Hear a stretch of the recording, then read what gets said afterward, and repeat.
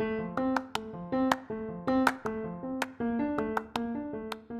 you have ever thought about starting your own podcast, you should check out Riverside. Riverside is an online recording studio that lets you record podcasts and video in studio quality from anywhere. And if you click on the affiliated link in the episode description and you buy a subscription, you will also be supporting the podcast. And if you're going to start your own podcast or you just want to continue to listen to great podcasts, you need headphones or speakers. If you click on the Amazon affiliated link, you can get great deals on headphones and speakers. And if you make a purchase, it will also help support the podcast. Both links will be in the episode description if you are interested.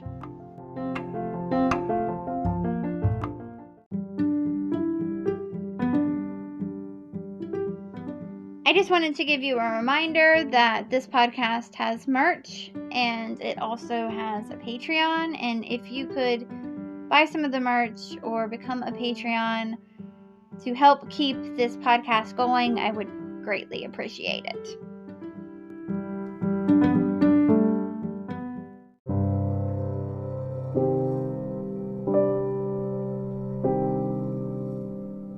I have to give a content warning for this episode. In this episode, there is a lot that is going on. There's suicide, there's graphic violence, there's rape. I'm going to try and give you a little warning before some of the big stuff comes up and leave timestamps in the episode description in case you want to skip over those parts. But just know that this whole episode is just one big content warning.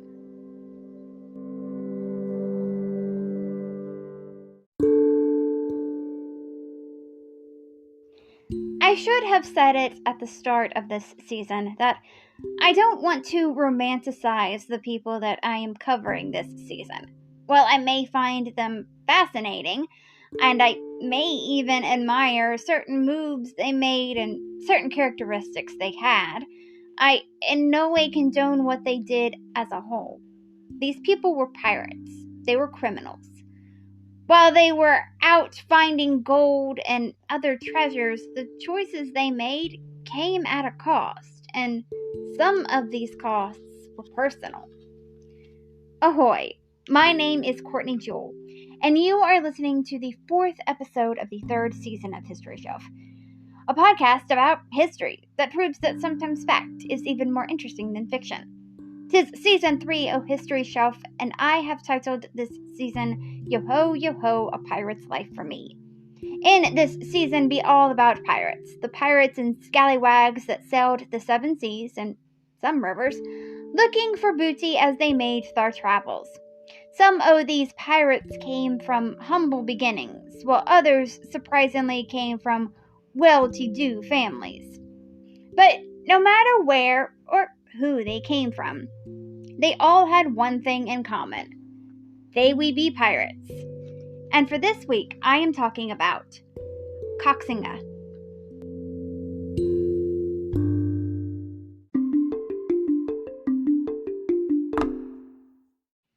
Zheng Chenggong, Prince of Yangping, was born Zheng Sen and is better known internationally as Koxinga. And his Japanese name was Fukumatsu. So there are a lot of choices I have to choose from as to what to call him. He is better known as Koxinga, but that is a title that means Lord of the Imperial Surname. So I'm not going to refer to him as that because other people have had this title, including one of his cousins.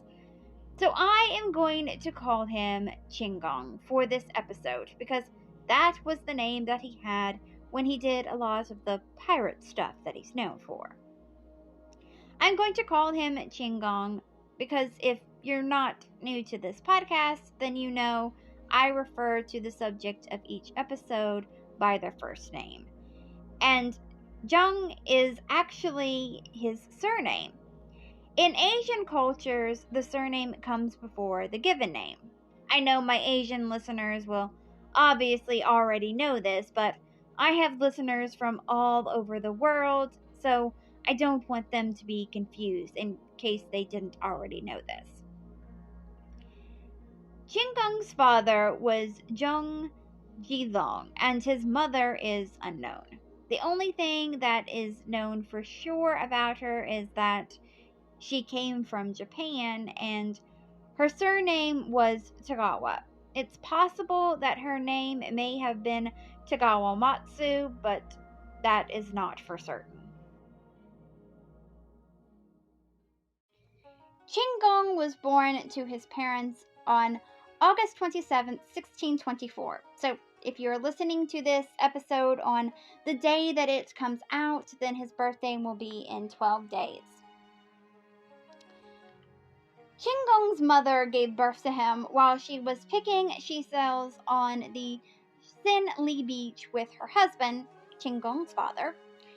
She gave birth beside a stone that still exists today. It is known as the Koxinga childbirth stone tablet. It is 80 centimeters tall and 3 meters wide and is submerged during the high tide. Chenggong's father came from China, but Chenggong was born in Hirado, Izen Province, Japan. Chenggong was a wealthy merchant that dealt in Chinese silk and porcelain.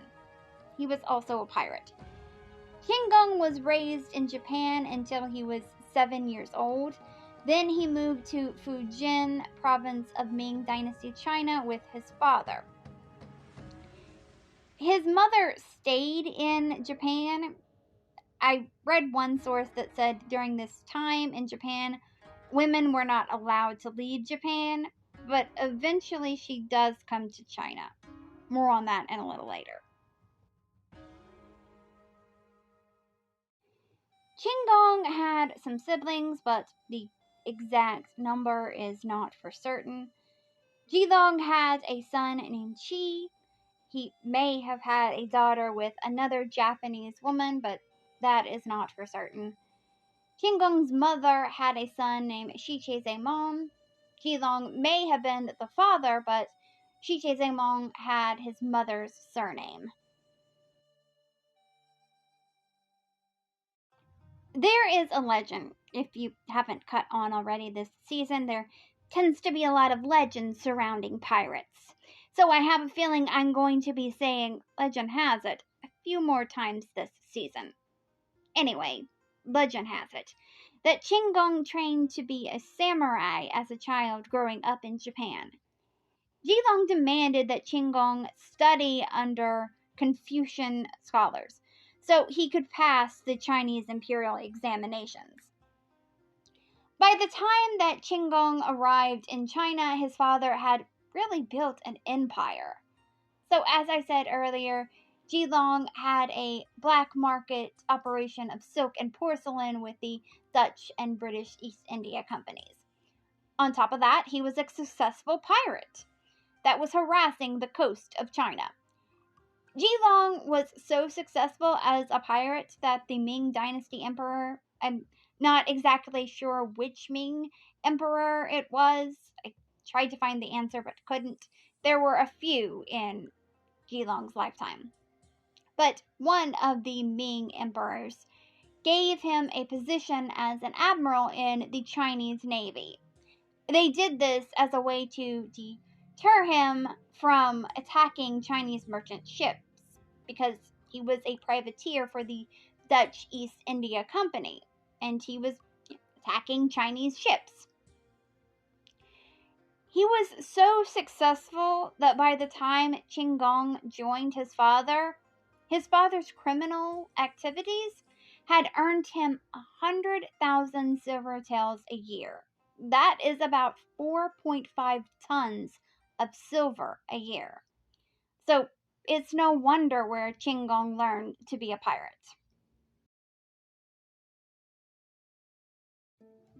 After Chenggong joined the Navy, Chenggong's mother joined her husband and son in China. So I don't know if something changed in Japan and women could leave Japan or she snuck out of Japan, but she does end up dying in Anping, now Anheim, Fujian, southern Ming, China on January 5th, 1647. I will get more into her death in a little later. So, since his father acquired all that wealth, you probably think that as soon as he was old enough, Chenggong became a pirate.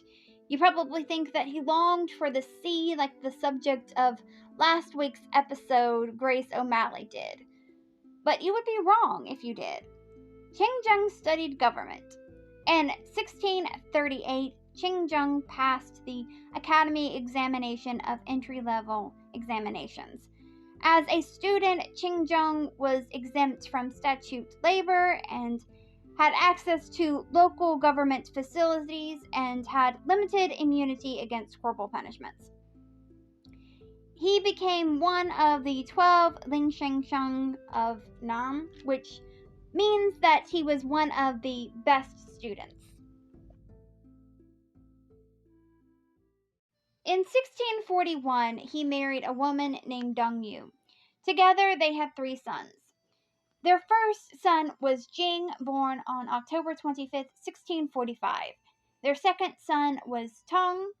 Their third son together, and Chenggong's 7th son, was Yu, born in 1660. He had other children with his consorts. With Lady Tong, he had his 3rd son, Ming, and his 4th son, Rue, and his 5th son, Ji, who was born in 1660.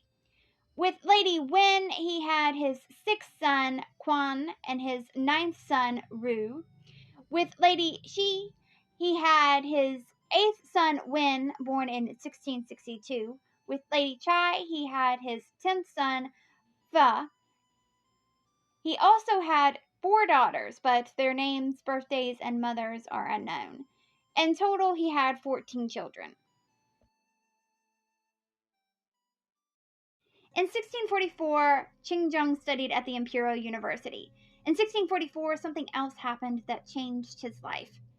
The Manchu people have been fighting against the Ming in the far northeast of China. The war that they were fighting was bloody and long. It had been going on for decades.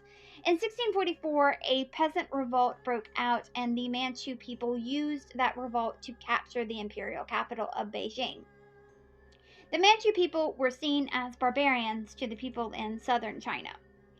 Chenggong's father, Jilong, supported the Ming emperor, the Kongzhen emperor, whose personal name was Zhu Youjian. The Manchu cut through the Ming dynasty armies. The leader of the rebels, Li Zigen, gave the emperor the chance to surrender on April 23, 1644, but the emperor refused. On April 24, 1644, Zigen ordered his forces to attack Beijing.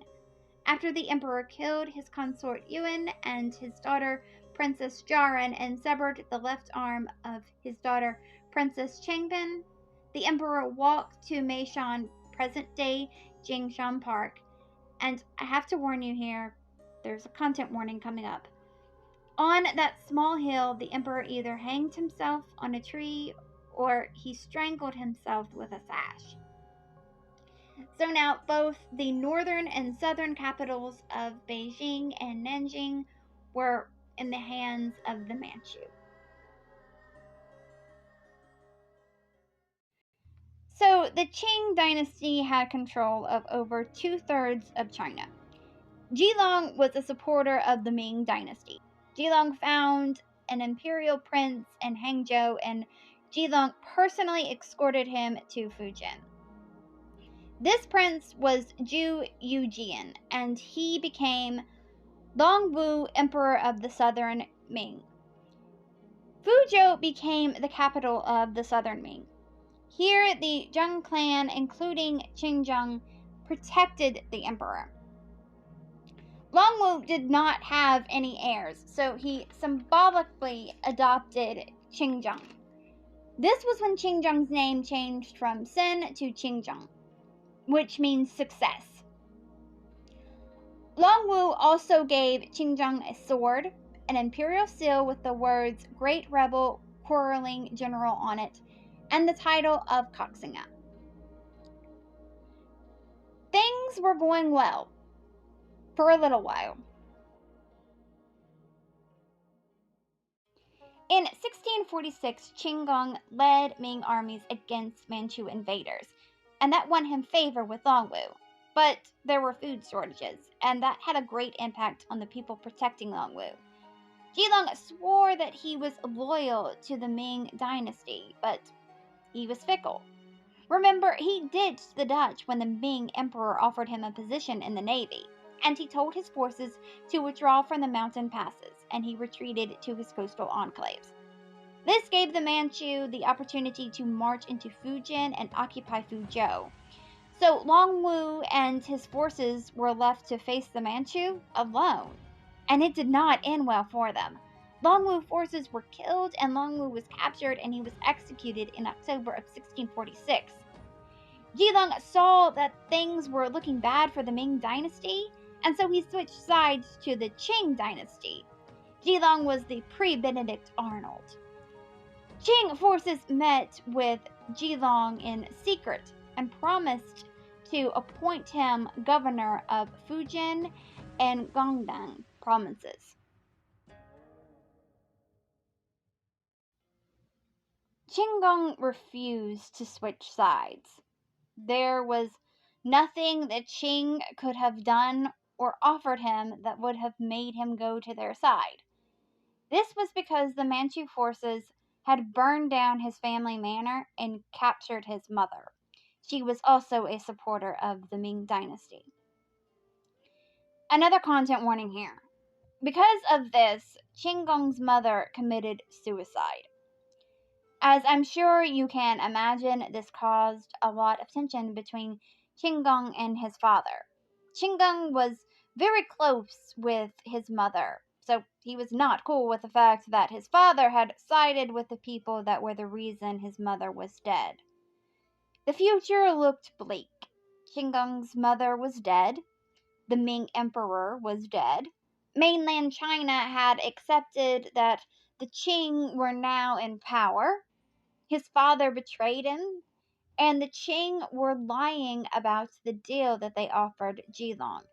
Zhilong didn't become the governor of anything. Instead, the Qing threw him in prison. But Chenggong was determined, and he had a pirate empire behind him. He wasn't just going to give up.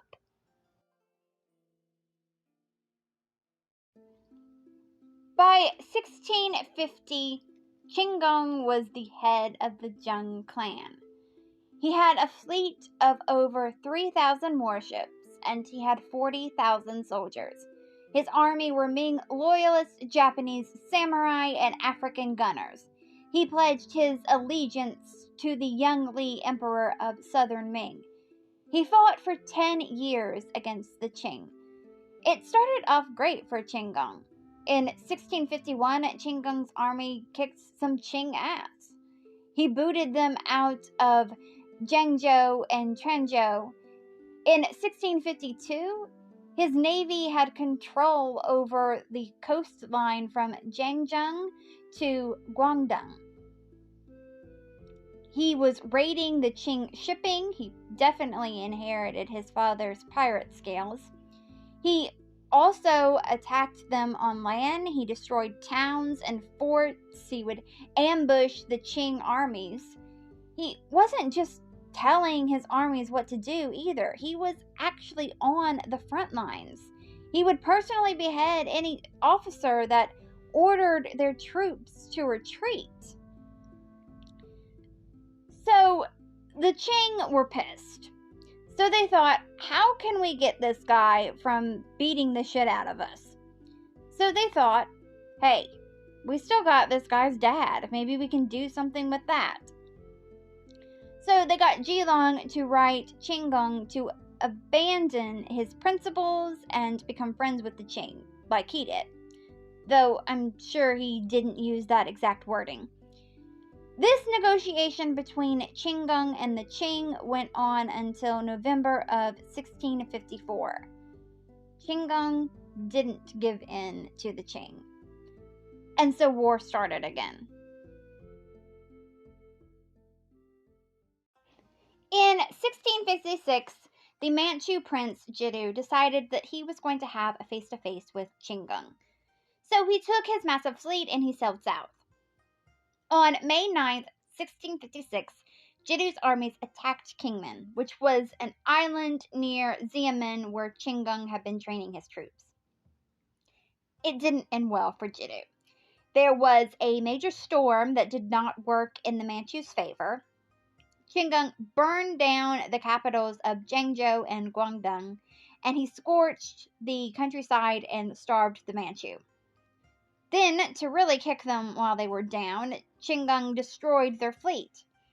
Chenggong sent a naval commander to attack Joseon Island before Jiddu's attack. The Manchu now temporarily didn't have a naval force in the Fujian area. So Chenggong sent his army to Joseon because he wanted to use it as a base to capture Nanjing. So by this point, Chenggong was feeling pretty good about himself. So in 1659, he decided that he was going to retake the imperial capital. And it started off well. He seized Guangzhou and Zhejiang. In August of 1659, his army of 85,000 was at the gates of Nanjing. He didn't attack Nanjing immediately, though. He gave the Qing a 2-week grace period to surrender, and he announced before he was going to attack them. He did this because he wanted a big showdown like his father had with the Dutch. Listen to me when I tell you. Hubris, it will get you every single time. The attack did not go well for Chenggong. The siege lasted almost 3 weeks, beginning on August 24th, 1659. The Qing was able to get reinforcements in the 2 weeks Chenggong waited. Before this, it was looking like Chenggong would win. The Manchus were actually thinking about abandoning China before this battle. With defeat and the fact that the Manchus implemented a complete blockade of all southern ports, which was created to cause economic hardship on Chenggong's naval insurgency, Chenggong had to leave China. So he decided to take his pirate empire to Taiwan. I am really excited about this. I know that I have some listeners in Taiwan, and while I know Chenggong is not from Taiwan, he is a part of Taiwan's history. I would like to cover at least one person from every country I have a listener in. I know Ann Foster, the host of Vulgar History, has this goal, and I like this idea. I have already crossed some countries off the list, but there are many more to come. So, anyways, back to Chenggong. So in 1661, he led his troops to Taiwan.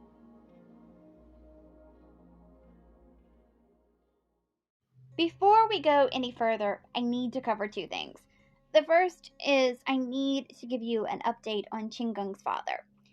Jilong, along with his other sons and servants, were still prisoners because Chenggong was not BFFs with the Qing. In 1661, Jilong's sons, and Jilong's servants were all sentenced to be executed because of Chenggong. At first, and content warning here, a big content warning, at first they were sentenced to death by Lingqi.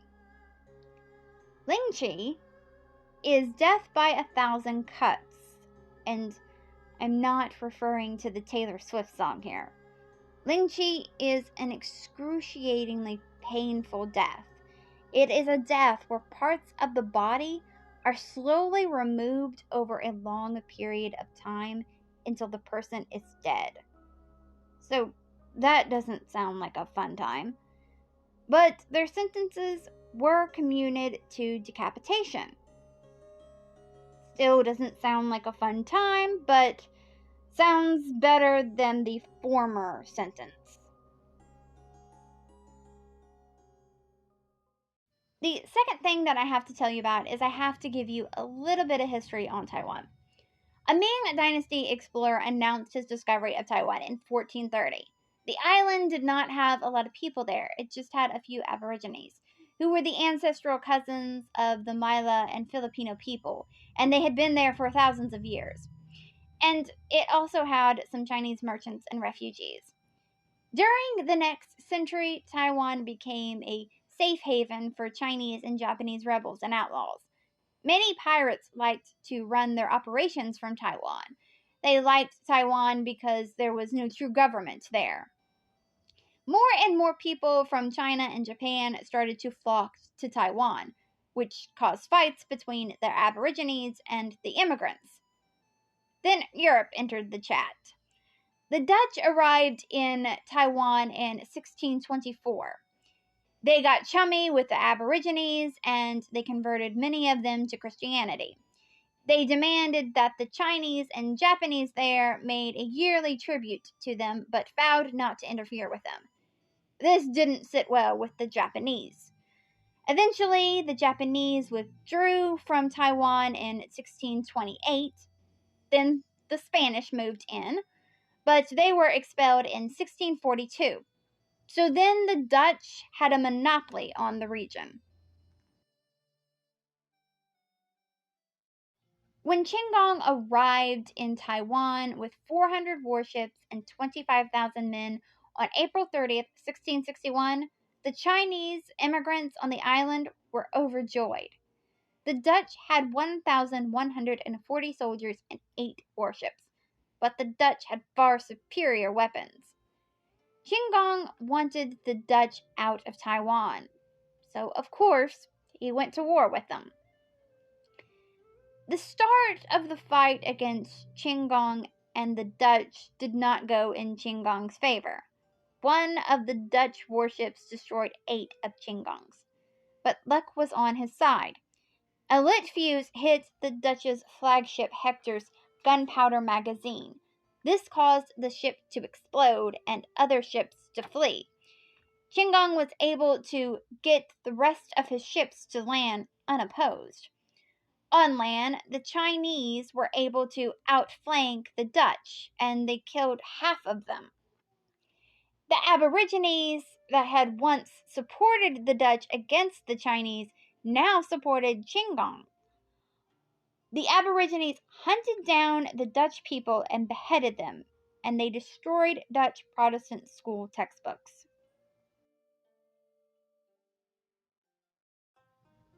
The Dutch tried to reason with Chenggong. They had done business with him before, and Chenggong's father had actually helped the Dutch settle on Taiwan. So they were confused why he was attacking them all of a sudden. He told the Dutch, "Hitherto this island had always belonged to China, and the Dutch had doubtless been permitted to live there, seeing that the Chinese do not require it for themselves, but requiring it now. It was only fair that Dutch strangers who came from far regions should give way to the masters of the island." End quote. Chenggong gave the garrison at Fort Landia a choice.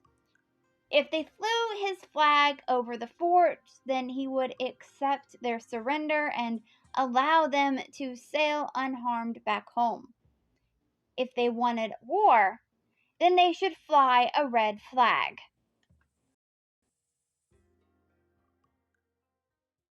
While this was going on at Fort Provincia, the Chinese had encircled the fort. The Dutch had no fresh water, and so they surrendered. The men in the fort were executed, and the women were forced to become concubines for Chenggong's officers. Chenggong executed a Dutch missionary named Antonius Hambrook, and he took the man's teenage daughter as his concubine. So what an asshole. Now back to Zealandia. Do you want to guess which flag the Dutch decided to fly on May 4th, 1661? Points for you if you said the red flag, which as a reminder meant that they wanted war.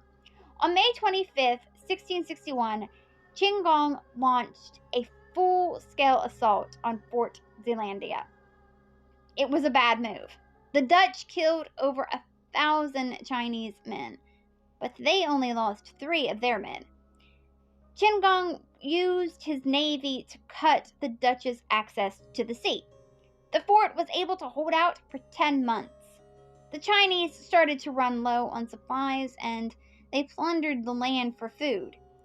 This caused the natives to turn against them, and they killed over 2,000 of Chenggong's men. More warships arrived to aid the Dutch in August of 1661.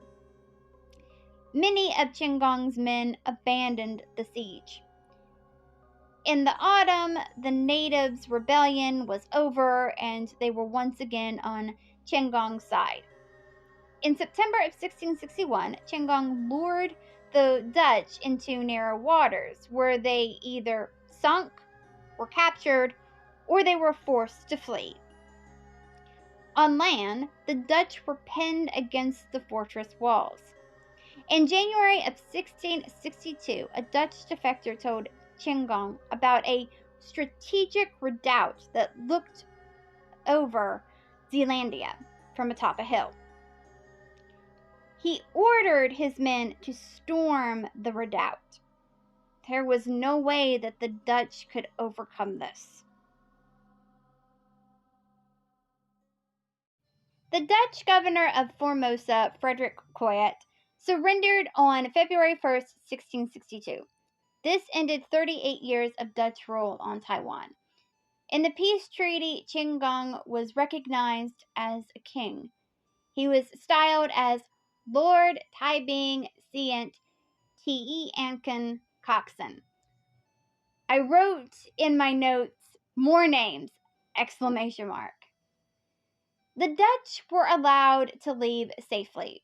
Well, except for the women that were forced to become concubines.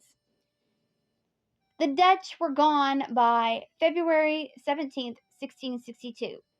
Again, except for the women that were forced to become concubines. Taiwan was supposed to be a temporary base, but Chenggong soon realized that he could not return to China, and so he made a new China in Taiwan. Many from China moved to Taiwan to escape the Qing.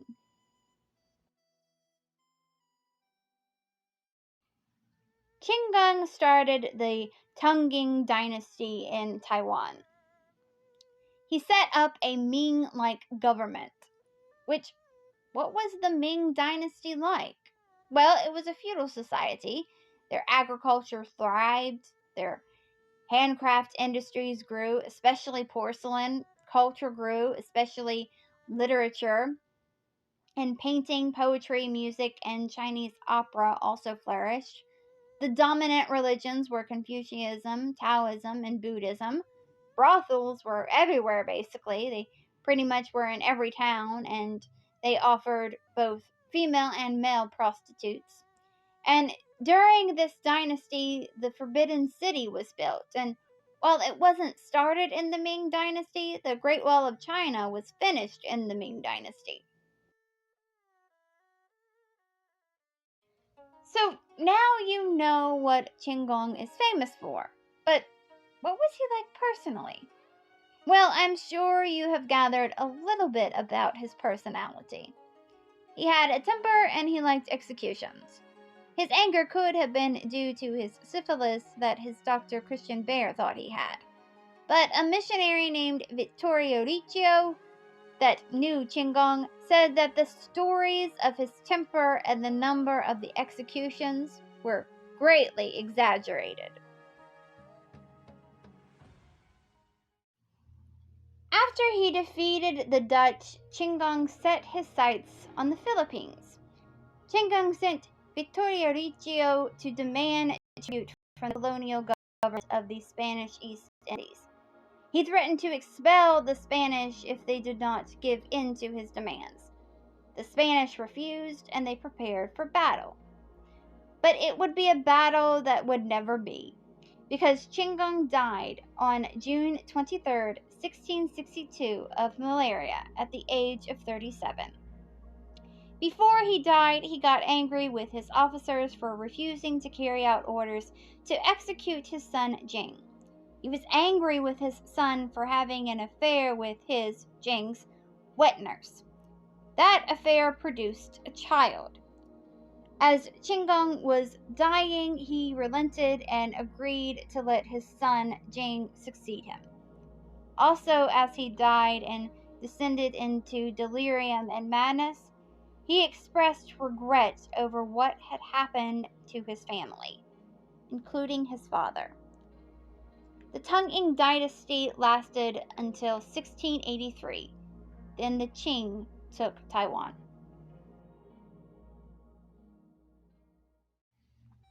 Today, Chenggong is worshipped as a god in coastal China and Taiwan. The People's Republic of China see him as a hero and a patriot. He is seen as the original ancestor of free Taiwan, and he is known as the sage king who opened up Taiwan.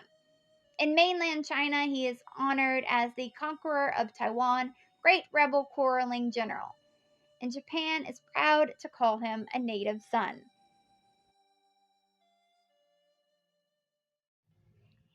In Tainan City, Taiwan, there is a temple that is dedicated to Chenggong and his mother.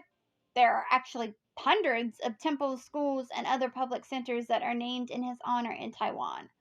The National Qingkong University in Tainan, Taiwan is named after him. Chenggong's army brought with them to Taiwan the Kingxi Fraternal Brotherhood, and that still exists today in Taiwan. There is a statue of Chenggong in Fort Zeelandia in Anping, Tainan, Taiwan. And there is also a statue of him in Xiamen, Fujian, China. That statue is 15.7 meters tall and weighs 1,617 tons. There was a play written by Chikamatsu Matsueman in the 18th century entitled The Battles of Koxinga. In 2001, a film titled Sino-Dutch War 1661 was released. In the historical novel Lord of Formosa by Joyce Bergvelt, Chenggong is the main character. And in Gillian Lean's children books series, Heroes of China, the Pirate King of China is about Chenggong. And that was the life of Koxinga, aka Zheng Chenggong. Thank you so much for listening to the 4th episode of the 3rd season of History Shelf. There are 15 episodes planned for this season. Next week's episode is going to be about William Kidd. I hope you come back for that.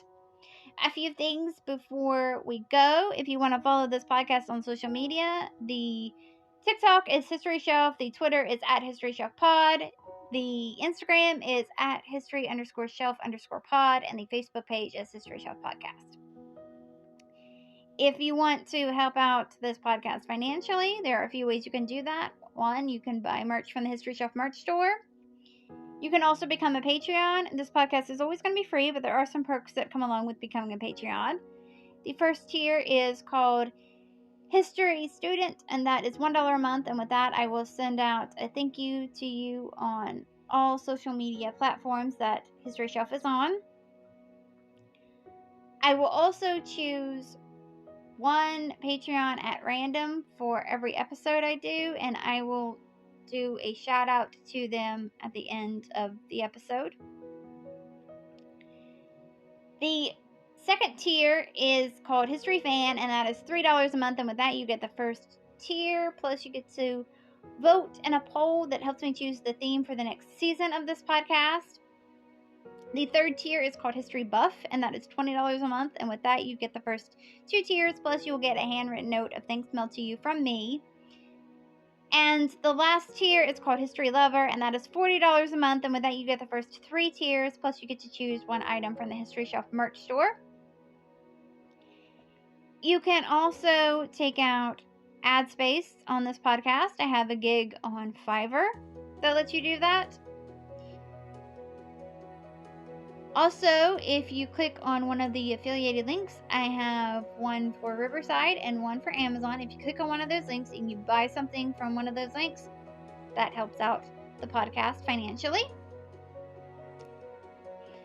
But if you don't want any of the merch and you don't want any of the perks and you don't want to buy anything, but you still want to help support this podcast financially, I've turned on listener support on Spotify for podcasters. The links to everything that I mentioned will be in the episode description for this episode. But as always, the best way that you can support this podcast is to continue to listen to it. And there are a few other ways that you can help out for free. If you are listening on a platform that lets you rate this podcast 5 stars and or leave a positive review, if you do that, that would help out a great deal. Also, sharing this podcast with your friends and family on social media will help. One more thing before we go.